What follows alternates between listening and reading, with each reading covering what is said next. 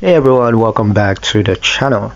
Do you have a big one-time income coming, like a pension, or you're selling your home? Well, let's add it to your Empower retirement plan. In today's video, I'm going to show you exactly how to incorporate incoming events into planning on Empower. The first step is to open Retirement Planner.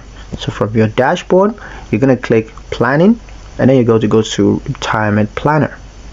Next step is to edit your plan. So you're going to select your active retirement plan and then click edit. Now you're going to add income events. So just click add events and then choose income events and then enter the type. It could be pension, property sales, inheritance, or anything else. After that, you need to set amount and timing. So just enter the dollar amount and the year that you expect to receive it. Final step is to save and review impact. Now just save your changes and then see how it affects your retirement readiness score and your projected cash flow.